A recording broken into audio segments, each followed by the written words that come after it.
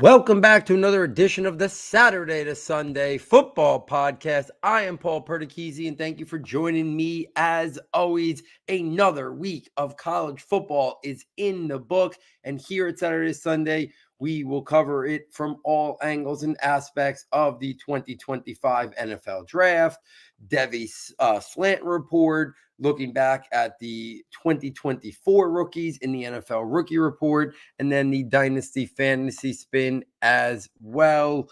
So much continues to change week in and week out of the college football season. And let's just jump right into the 2025 NFL Draft Stock Report for the week. And my title of the show this week is how many quarterbacks are legitimately in the QB1 mix?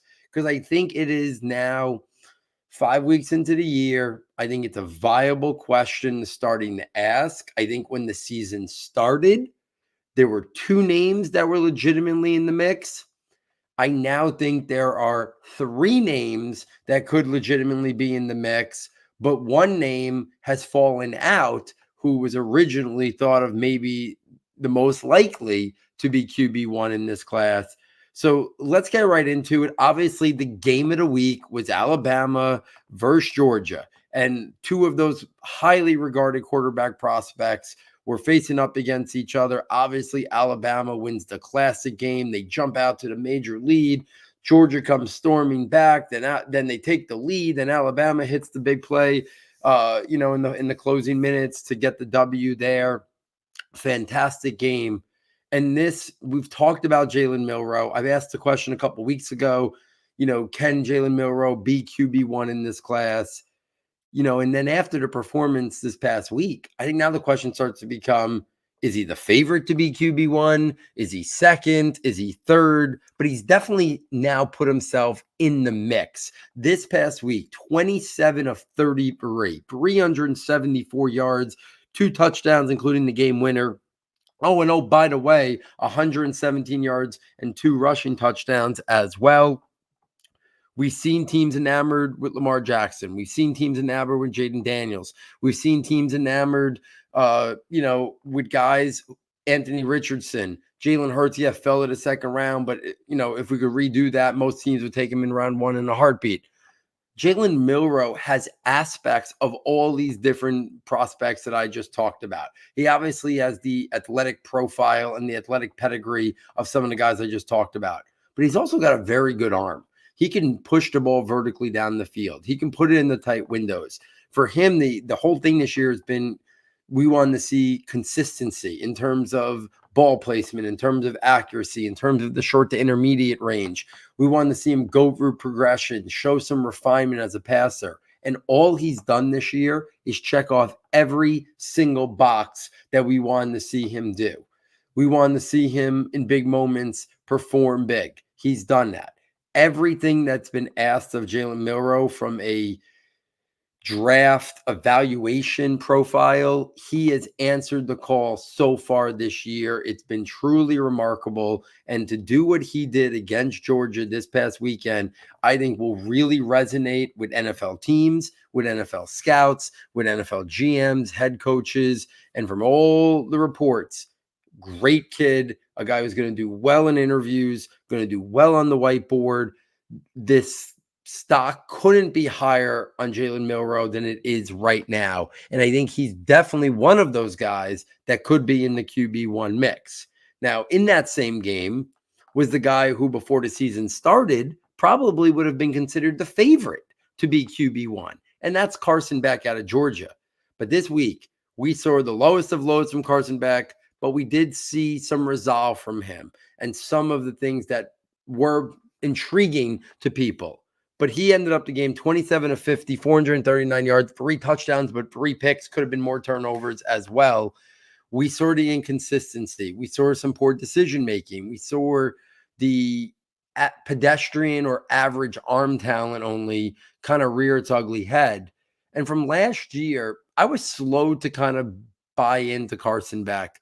Last year, when people were saying that they thought if he declared last year, he would have been a first-round pick, I didn't see it last year. And then I watched him more and really dug in over the summer. And I said, you know what? Like, I had Shea Do as my number 1. in the summer if we go back and listen to the quarterback preview show. But I'd say Carson Beck was right there, a guy who in this draft class was going to be in the mix. And I said he's kind of a guy who reminds me of, he's on that spectrum of, Kirk Cousins, Matt Ryan, like he's somewhere in that spectrum of a quarterback prospect if he hits his ceiling. But he's a guy who I thought was better than the Kenny Pickett's of the world and the Mac Joneses of the world. But he doesn't have this tantalizing physical traits. He is an average athlete at best, and that might be generous. He has average arm talent at best. And now we've seen this year, without an elite supporting cast around him, he's been a little bit suspect in terms of his production. We saw that game against Kentucky that Georgia had to kind of pull it out. Then we saw him fall way behind this week against Alabama. Now he did lead them back, put them in a position to win. So I think that will resonate with teams. But I'm not sure anymore he's definitively in the QB1 mix. When we see guys like Jaden Daniel performing in the NFL and that dual threat ability and, the ability to manufacture things with his legs and improvise and playoff structure, it's so much in vogue of what we want from our quarterbacks at the NFL right now. Carson Beck doesn't bring that to the table. The other guys who I think are in the mix have varying degrees of that athleticism, that natural athleticism, the mobility factor, the playoff structure factor, that I honestly think right now you can maybe make the case that Carson Beck might be fourth in line to be QB1 in this class. And he might be a distant fourth at the moment. And that's kind of wild to say considering where this season started, but I think that's where we are right now if we're really being honest with ourselves with what we've seen in the first 5 weeks of the college football season. And it's hard to watch Jalen Milroe and Carson Beck, and it's not like Jalen Milroe is surrounded by this elite cast of Alabama skill players like we've seen at Alabama in the past. So I think more is asked of Jalen Milroe. I think he can create more. I think he's more of a playmaker. I think he can play off structure more. Those are all traits. I think he's got a better arm than Carson Beck. To me, it would be hard to say, yeah, I'm going to take Carson Beck before Jalen Milroe right now. I don't see the rationale behind it, which leads me to who are the other guys that could be in the QB1 mix. And I think it starts with Shedeur Sanders. This week, Colorado was 14-point underdogs to UCF, and Colorado smoked them start to finish in that game. Shedeur Sanders, 390 yards, 3 touchdowns.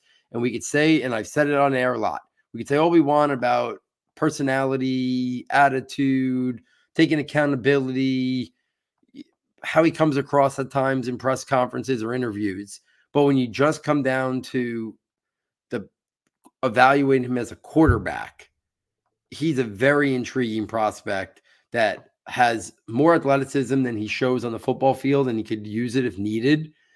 Shows the ability to keep his eyes downfield and make plays. The moment never seems too big for him. And he isn't, besides Travis Hunter, playing with this top superior supporting cast around him. And he has elevated Colorado to at least be competitive and pull off some upsets like last year's week 1, this past week against UCF. Like we've seen it in these performances from Shedeur Sanders. So I think he is still very much in the mix to be QB1. And then the fourth guy who, again, I think I'd even put his odds higher than Carson Beck would be Cam Ward out of Miami. Now we saw Cam Ward standalone game, a Friday night, 38-34 comeback versus Virginia Tech, 24 of 38, 343 yards, 4 touchdowns. Did have 2 picks. We saw some of that suspect decision-making that we talked about in the summer.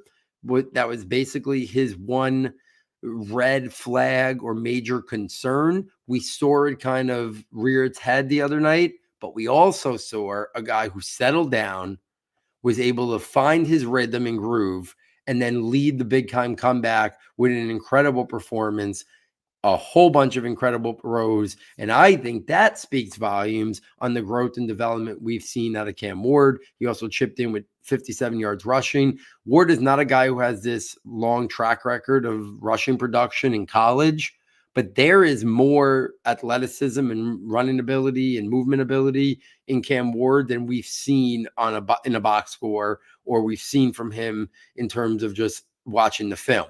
There's more there, and I think we're going to see it a little bit more as this season goes on, and I think we're going to see once he gets to the NFL a little bit as well. So for me right now, answering my own question, how many people are really in the mix to be QB1? I think we might be 3, and then Carson Beck is now a distant 4 outside of the inner circle, and see if he can get himself back in that inner circle as this year goes on. I think it's Jalen Milroe, Shadu Sanders, Cam Ward. They're the ones in the mix to be QB1. Carson Beck on the outside now of that circle, seeing if he can elevate himself back there. And then after that, I think the wild cards in terms of guys that could catapult themselves into the round 1 mix, I will continue to say Garrett Nussmeier out of LSU, Miller Moss out of USC. Obviously, they met opening weekend. Miller Moss this past weekend, 200 yards, 3 touchdowns against Wisconsin, looked really good. Garrett Nussmeier, 409 yards and 2 touchdowns. To me, we're starting to see, I think, those 6. Now we'll see if everybody comes out and declares, but Moss, Nussmeier, and then the original 4 plus Quinn Ewers, and I'll talk about him a little bit after, which we just don't know what's going to go on with that situation right now with him being injured. Does he get his job back when he comes back? And so those 7 guys, I think, now have made this a really intriguing class that maybe we don't have a prospect that is looked at the same way as, Caleb Williams, Drake May, and Jane Daniels were.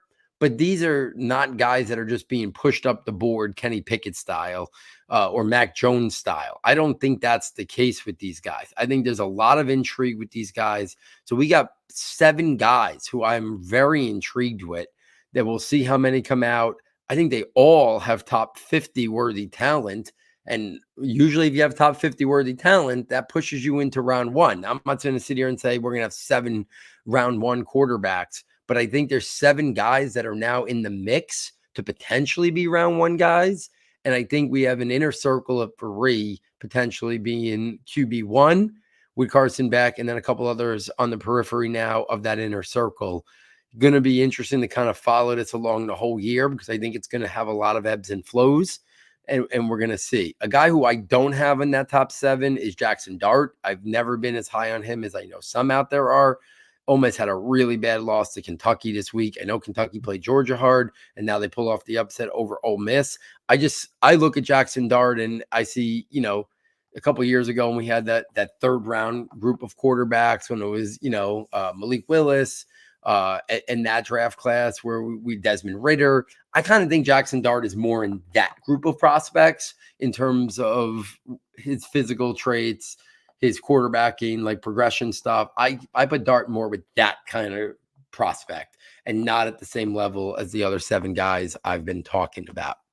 If we take this to the running back discussion for this week, a couple guys I want to bring up who I have not talked about yet on the show. We'll get to the headliner, Ashton Genty. We can talk about him every week. But a couple guys I want to bring up. RJ Harvey out of UCF this past week, 77 yards rushing, but had 4 catches, 92 yards, and a touchdown. We're going to be seeing him at probably the Senior Bowl.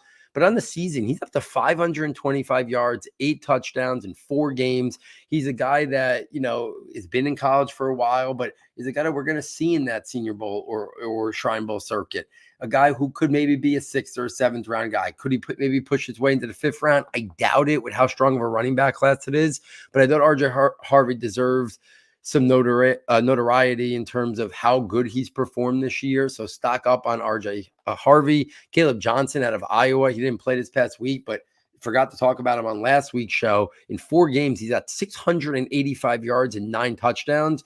He's more of an early down, interior, short yardage, goal line, between the tackles type runner. But, a really impressive early portion of the season here for Caleb Johnson. So he's in the mix, 6 feet tall, 225, very physical, tough runner, great contact balance. So those are 2 new names to kind of add to the running back mix here.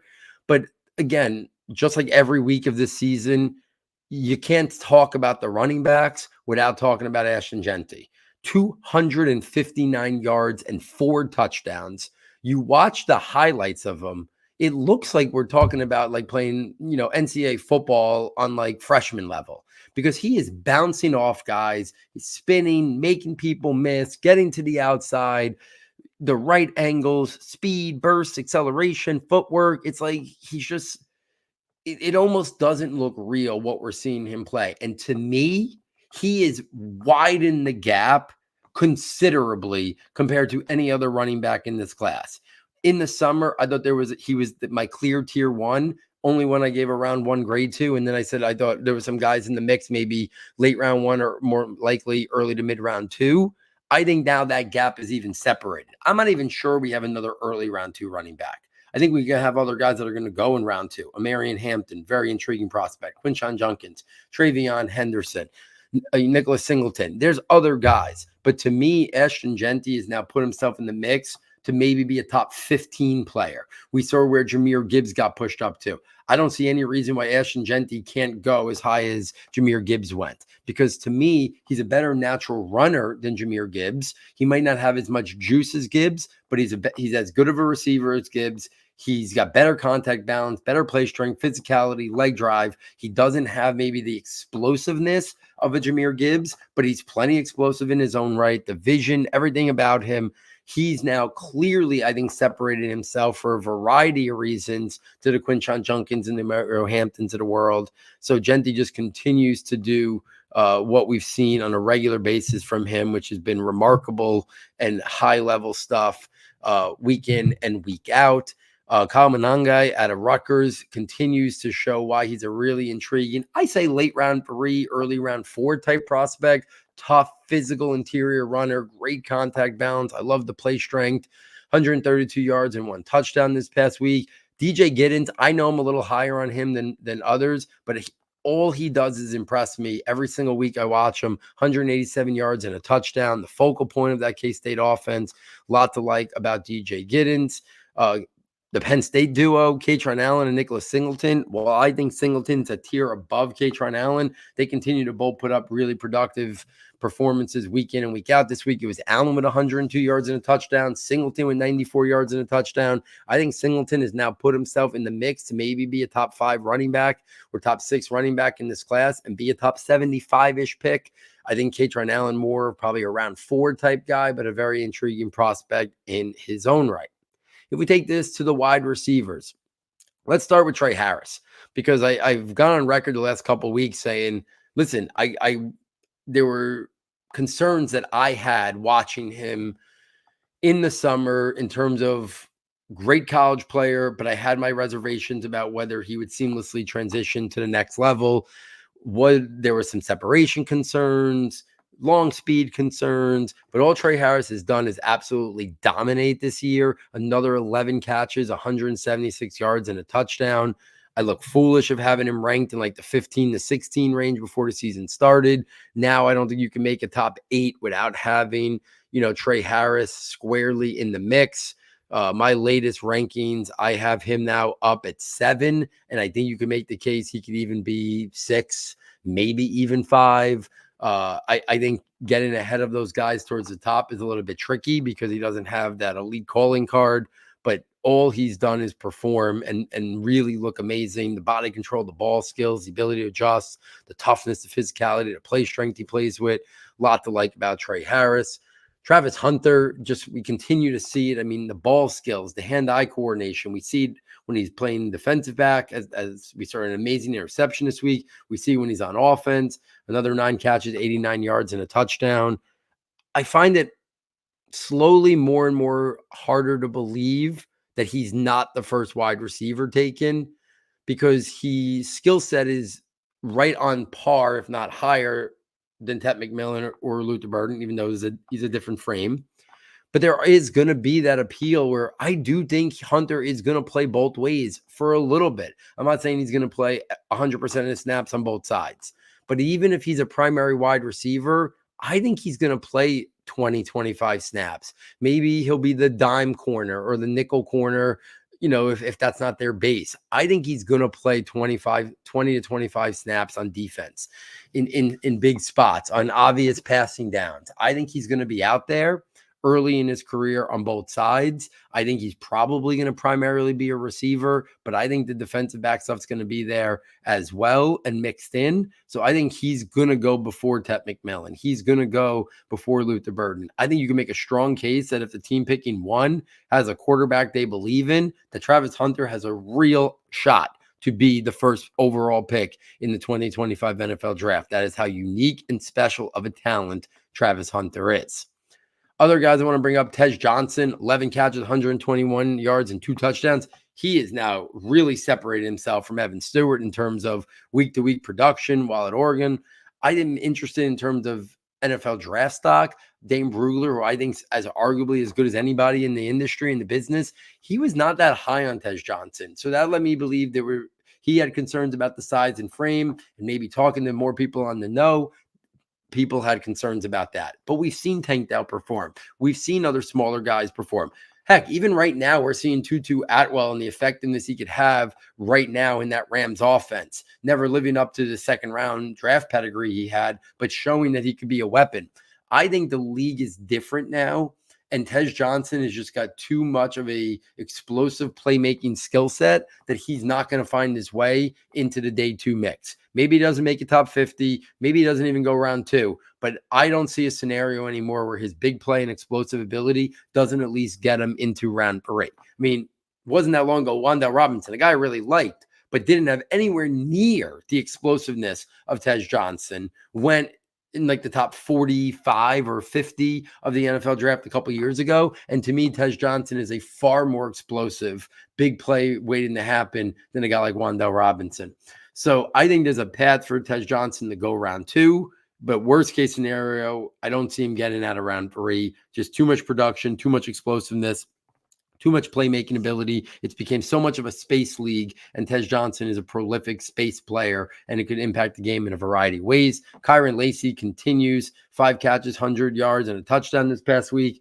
Really impressive. A guy that I'm looking forward to doing a deep dive on to kind of appropriately slate him. I have him in that 15-ish range right now for the wide receivers, but a guy with an arrow pointing up that once I do a deep dive, I could see him being in the top 10, top 12 mix. Emeka Egbuka at Ohio State. I know all the attention's going to the superstar freshman Jeremiah Smith, but Egbuka, 7 catches, 96 yards, and a touchdown this week, continues to show that he's worthy to be a round 1 guy. I talked about just how high Trey Harris can go. To me, the top 3 are locked in. And then I think you're talking about guys like Isaiah Bond, Egbuka, Io Manor out of Stanford, Trey Harris out of Ole Miss. I think those are the guys in that 4 to 7-ish range right now. I favor Egbuka and Isaiah Bond still because I think I see them transitioning a little bit better, but it's hard to really complain if anybody wants to put Trey Harris at 4 or 5 based on what we've seen week in and week out of this college football season. And then at the tight end position, a new name. It was on my watch list in the summer. Probably should have brought him up by now, but that's Harold Fannin Jr. out of Bowling Green. In 4 games, he has 37 receptions, 537 yards, and 4 touchdowns as a listed tight end. He's 6'4", 230, so not going to be a guy you're going to ask to do a lot in terms of in-line or blocking or holding the point of attack, but a guy who could be a really a weapon in the pass game. This past week, 12 catches, 188 yards, and 2 touchdowns. The other team knows he's the focal point of the Bowling Green offense, and they still can't stop him. I think that speaks volumes when the guy knows that the defense has all their attention on him and that he still can't be stopped. So I think that's something that we're going to see. See a question coming in on from YouTube. Is Genti viewed as a similar prospect as Bijan? I don't think he's going to be viewed as a similar project to Bijan Robinson, because Bijan Robinson, like, he's basically like Saquon Barkley. Those prospects looked like they were made out of a lab in terms of size, frame, athleticism, play strength, physicality, 40 time, jumping ability.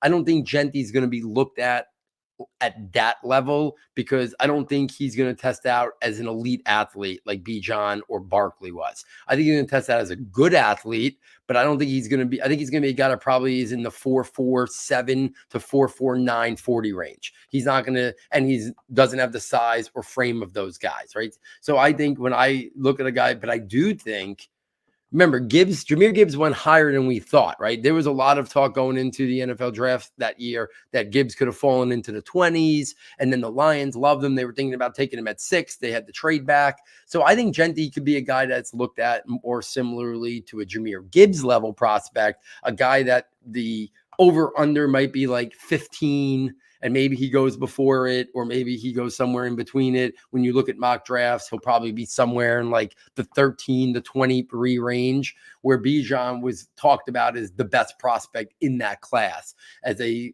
guy who was worthy of top 5. Now he ended up falling a little bit further than that. So I don't think he's going to be viewed as highly regarded as Bijan, unless his athletic testing really surprises me. But he just doesn't, to me, he doesn't come across with the complete package that a guy like Saquon Barkley or Bijan came across. But that's no knock on him. Like, he might be a better pure runner than those guys in terms of vision and patience and stuff like that. But I do think when you're talking about the running back, those guys to go at the tippy top, probably you're going to have to check off every single box, which means elite athleticism, jumping ability, 40 time, play strength, et cetera, on top of great college production, on top of pass catching ability. He's got a lot of areas that are rival those two, but I don't think he's going to, especially playing at Boise State, there's going to be always in the back of people's minds some level of competition concerns.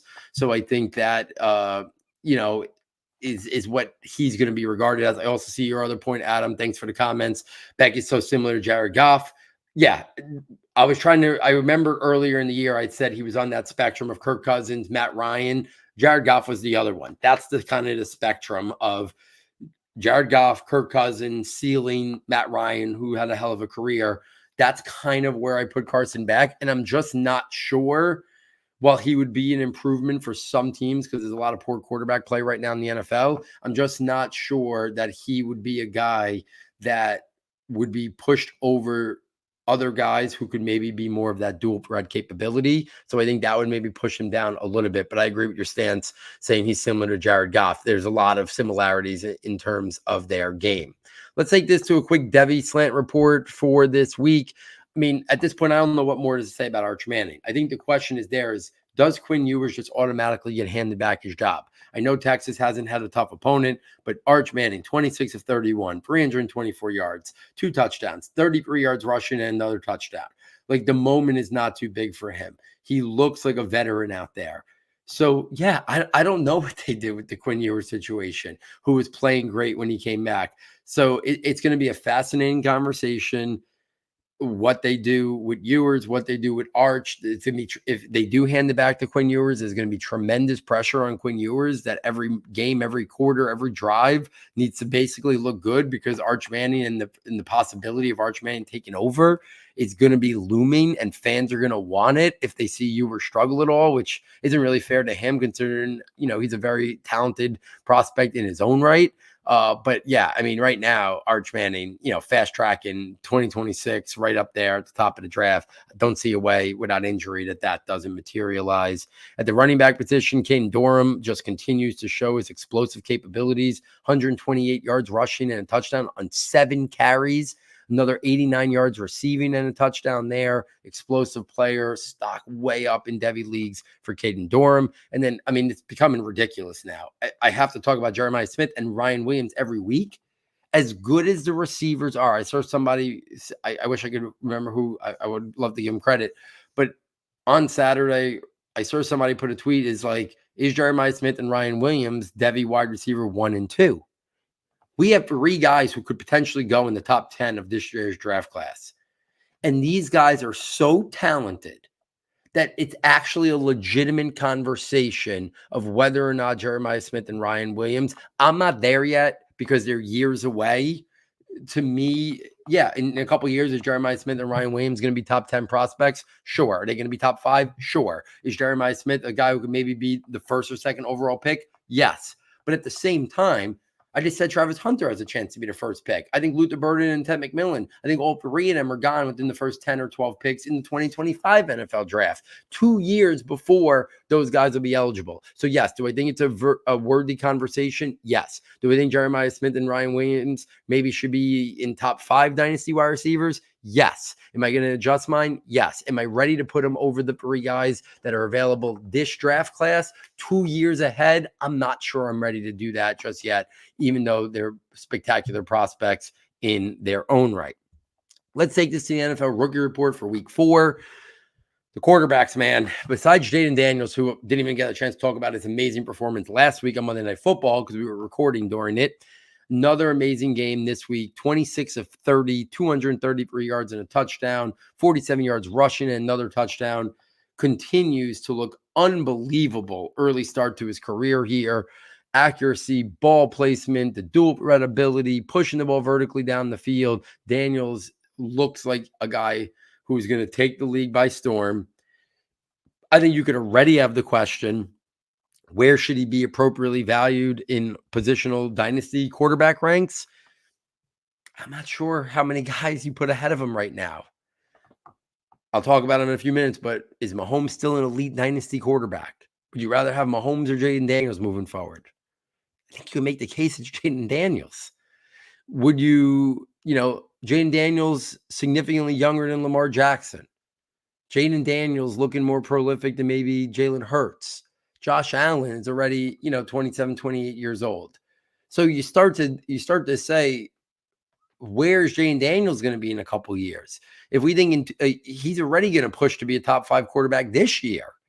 So I think you're talking about there's not a lot of guys at this point you'd rather have in a dynasty league at the quarterback position than Jaden Daniels. That's how prolific of a start it's been to his career. On the flip side, Caleb Williams continues to look very rusty. I know Chicago got the win this week. He did throw a touchdown to DJ Moore, but still comparing him to Jaden Daniels, which maybe is not fair at this point because everybody's situation is different, but it's not like Washington was a juggernaut. If anything, we thought Chicago was set up way more than Washington. He just has not looked that comfortable yet. Obviously, still a lot of room to grow and develop, and think he will. But that's something we'll watch closely. Bo Nix continues to struggle. I don't know how. Denver got the win this week against the Jets, 12 of 25, 60 yards. Really poor performance from Bo Nix. I'm not even sure how long Denver can go with him before they think about taking him out of there, letting him breathe a little bit, maybe getting him back in a little bit later down the line, kind of what Carolina might be doing with Bryce Young. I wouldn't be stunned if we see another game or two like this from Nix, if they kind of go to Jarrett Stidham for a little while or give Zach Wilson a chance and then kind of work their way back to Bo Nix. At the running back position, Jonathan Brooks set to maybe come off PUP. So very intrigued to kind of see him this week. If he gets an opportunity to get on the field a little bit, mixing in with Chuba Hubbard, I'm sure to start. Bucky Irvin, almost like an even timeshare now with Rachaad White. We talked about him last week. 10 carries, 49 yards, and a touchdown this week. And then the wide receivers continue, besides Jaden Daniels, to be the story of this year's rookie class. Malik Neighbors last week on Thursday Night Football, 12 catches, 115 yards against the Cowboys, continues to see ridiculous target volume. He had a concussion in that game at the end of the game, so we'll see if he's cleared. He had 10 days to try to get ready for next week's game for the Giants against the Seahawks. At this point, I'm not sure. I said it last week. I think he's wide receiver 4 in Dynasty, and I'm not sure there's a lot of room for discussion right now, to be frankly honest. After Jefferson, Chase, and CeeDee Lamb, I think Neighbors is probably the guy who should be number 4 right now already, which is kind of staggering how quickly we're into his NFL career. Brian Thomas continues to look good for Jacksonville, even though the team itself really struggling. Brian Thomas clearly develop into the number 1 guy there, the big play guy, 6 catches, 86 yards, and a touchdown. Xavier Leggett got his first real significant playing time and opportunity this week with Adam Thielen on IR. 6 catches, 66 yards, and a touchdown. If people were a little lukewarm on Xavier Leggett, I think now's the time to be trying to buy Xavier Leggett. I know in some rookie drafts of mine, he ended up falling to the 3rd round. I mean, he was a round 1 draft pick. I know he was a late breakout guy in college, but, he's had a real opportunity to become a major weapon there for Carolina. Ladd McConkey, his route running, we knew was really precise. He has shown it off. He had a tremendous touchdown against the Chiefs, 5 catches, 67 yards, and that really nice touchdown. And then Xavier Worthy, who now is going to be asked to play even bigger role for Kansas City with the injury to Rashee Rice, Hollywood Brown already being out, Travis Kelce looking, past his prime. Xavier Worthy caught a big one this past week. We're going to need to see more splash plays from Xavier Worthy for sure, because KC is going to need it. And then let's take this to the Fantasy Dynasty Report for the week. Let's start at the quarterback position. I already talked about Jaden Daniels and his Dynasty quarterback rank. I think you can make the case he's in the top 4, top 5 right now. And if somebody wanted to put him, right at the top or top 3, I could understand the rationale behind it. on the flip side, it's hard to lower Mahomes out of the top couple spots because we know how amazing of a player he is. But when is that great player going to materialize into great fantasy stats? Because it's kind of been a while now. And last year, I think he was like QB12 on the year, and everyone thought this year with the additions of Hollywood Brown and the emergence of Rashee Rice and the drafting of Xavier Worthy, we were going to kind of see the high-flying Chiefs again, and Mahomes kind of, regain his status at the top of the quarterback landscape in terms of fantasy production, not real life. I'm not sure anymore. I know I have him in a couple spots, and every week I kind of leave disappointed with him because we just don't see those 350 in 3 games. We don't see those 30-point fantasy weeks. They're few and far between now. And he's a runner who runs more when he needs to as a necessity, not a guy who's going to pick up a lot of yards on the ground. So I don't know if he's an elite dynasty asset. Like, does he fall down to below guys like Lamar Jackson and Jaden Daniels and obviously Josh Allen? But how far down does he go? Does he go below Jalen Hurts? Even then, so is he top 5? Is there other guys that you would say you would want over him? I don't know. I think it's still too hard or I'm not ready to push him down too far yet. I still would have him in the first couple of spots. But I think the argument's becoming harder and harder every single week. Speaking of guys who I think there's some questions, Jalen Hurts, I know we played without Devonta Smith and A.J. Brown, but Jalen Hurts now, since like the middle of last year through what we've seen, he has really struggled lately as a passer. Now, his fantasy production has mostly stayed pretty sharp and pretty high due to the rushing stuff and the rushing touchdowns. But we've seen a lot of questions kind of pop up about his passing acumen. And if he doesn't show more of that, the consistency to be that consistent guy, I think starts to come into question. Justin Fields, a little bit of a resurgence in Pittsburgh. Does Russell Wilson ever get that job that was supposed to be his before the year started and he got hurt this past week? Field 312 yards passing, 55 yards rushing, and 2 touchdowns. We know when Justin Fields has had an opportunity, he produces major fantasy production. So we've seen that from Fields. We'll see kind of how the rest of this year plays out, where he's playing next year. And there's a lot of questions with Justin Fields, but still a very intriguing dynasty asset. And then Sam Darnold. Say what we want about Sam Darnold, but there were always people that believed in him. There were always people that kind of said the situation in New York kind of ruined him, his time in his pit stop in Carolina and then San Francisco. Maybe this is that opportunity. We saw Geno have a later career resurgence. We've seen Baker Mayfield doing it. It's hard not to think that we're not seeing that right now out of Sam Darnold. Obviously, the play calling and the scheme is great in Minnesota. The receiver, Justin Jefferson, great. Obviously gets back Jordan Addison. He'll get back TJ Hawkinson.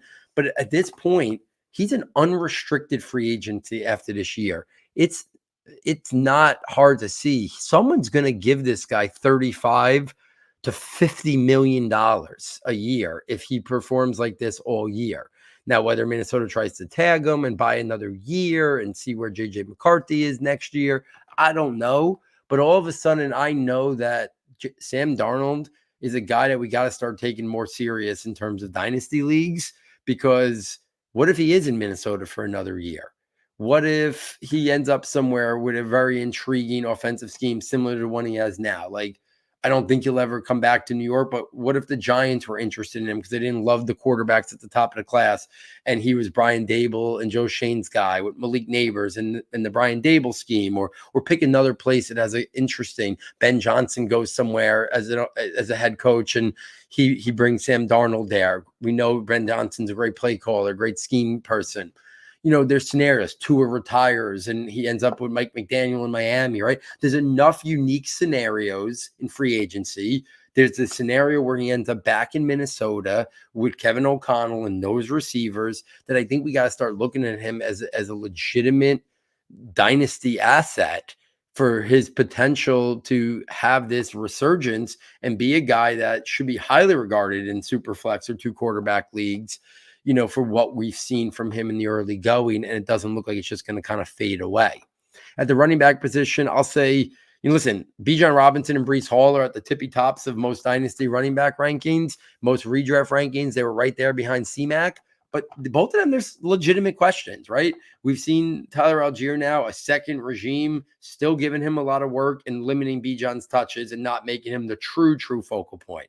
Braylon Allen has looked better than Breece Hall over the last 2 weeks. They're both young players, rookie contracts for years still. So that's an interesting scenario that do the emergence and production of Algier and Braylon Allen potentially hinder the elite capabilities of Bijan and Breece Hall. We know they're still going to be RB1s. We know they're still very high-end assets, but should they be at the top of these dynasty rankings when we have a Tyler Algier and Braylon Allen kind of interfering with their thing? I'll say stock up on Kyren Williams, partially because Blake Corum is not even a thing right now. Like, I thought Blake Corum was going to be a thing from early in the year. Kyren Williams continues to just solidify his role and show that last year was not a fluke and been unbelievably productive. So it's hard not to say Kyren Williams stock up. Any concerns we had that maybe last year was a little flukish and Blake Corum was going to eat into that, there should be none of them. I'll say Tank Bigsby stock up. Really interesting start to his season. Looking much more like the guy who I really liked coming out of Auburn last year. What could go wrong went wrong last year. I think Bigsby stock is still relatively low in the grand scheme of things. Might be an interesting guy to try to add before it possibly gets a little bit higher. If he potentially makes that an even timeshare at some point with Etienne. I like getting my hands on Bigsby now. At the wide receiver position, Rashee Wright's injury in terms of fantasy aspect is pretty significant. He was really starting to come on and materialize. He's not a guy, while he looked much faster and more explosive this year, he was not a guy with big time speed, coming into the NFL draft. So there does open up the door for, I know most people come back from ACLs now just fine. We still have no confirmation if it's officially an ACL. Maybe it is a surprise and it's not as bad as they thought, but obviously the impact on it for him, how does he look when he comes back? If it is a torn ACL, is it a clean torn ACL for a guy who didn't have a lot of speed and explosion, but really started to morph into a guy that still put up high-end production even without that, calling card? Josh Downs, stock up on Josh Downs. He's been back now for 2 weeks. This past week, 8 catches, 82 yards and a touchdown. I really think he's a guy who can catch 95 passes. And whether that can happen with Anthony Richardson maybe is questionable. But even with Richardson, if he gets going, but if it's not Richardson, if it's more of a traditional guy like Joe Flacco, or if Anthony Richardson's not the long-term answer, I really like Josh Downs and what we could see out of him. I think he's still a guy that could be bought relatively cheaply. Because people look at him and think he's just a slot. I think he can do more than that, even though that's where he's going to mostly be productive from. But he can make bigger plays and get vertical down the field a little bit as well. Nico Collins, I think it's time to reshuffle the dynasty wide receiver decks. I'm not sure guys like Garrett Wilson anymore can be ahead of, or Puka Nacua could be ahead of Nico Collins. I think now he's now in the mix. We talked about the top 3 guys before, and then it's like Malik Neighbors. I think right there, you're going to start saying guys like, okay, yeah, there's Malik Neighbors and there's Marvin Harrison. And then there's Nico Collins. Like, he's starting to belong in that area now for what he's morphed into, which is just remarkable. I never saw this coming. I thought, at best, a number 2 starter, but more likely a number 3 guy in terms of pecking order, in terms of offensive targets and focal point of an offense. And he is just materialized into a big time bona fide outside stud X wide receiver that could win in every area of the field and really be a dynamite outside X receiver. And then Garrett Wilson on the flip side, it's a time to move him down ranks a little bit. I know we kind of just looked at him similar to Drake London and just kind of said, it's the quarterback's fault. It's Zach Wilson's fault last year, over the last couple of years in Atlanta. It's Desmond Ritter's fault and the rest of the guys they had quarterbacking. And we just wanted to keep, and listen, Garrett Wilson and Drake London are both highly, highly regarded prospects, but maybe they were elevated a little bit too high on what we thought they could be with better quarterback play. And maybe we should just take a tiny step back and say, let's wait, let's see a little bit more.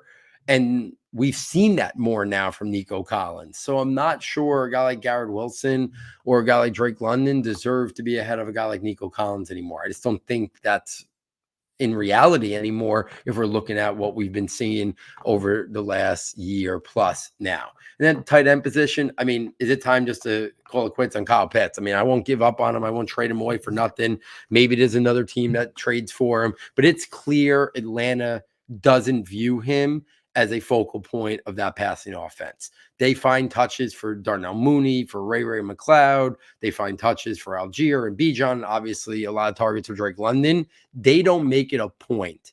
Like when you draft a tight end where they did, and I understand different regime, but even the old regime, after his first year, they didn't make it a focal point to be like, this guy needs 7 to 9 targets a game, which you would think if you take a tight end that high, who is regarded as arguably maybe the best pass catching tight end of all time, you would think that would be in the calling cards. It's not in Atlanta.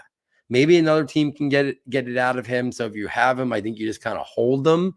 You put him on the bench and you wait and see. But it's gone to the point where I don't even know that you could start him. Now, the tight end position is such a wasteland this year. So many good guys, Pitts, Andrews, or theoretically good guys, have given us nothing that maybe still got to start him. But his stock is spiraling downward at this point, to the point where you're not going to get anything back in return. So I think you just kind of hold and see if he gets traded, whether it's now, whether it's in the offseason, and maybe a new environment, new team, new offensive philosophy can get the best out of him, but we're just not seeing that right now in Atlanta. And then Tucker Kraft, Jordan Love back in the fold, very similar to what we saw week 1. This is Tucker Kraft's job now.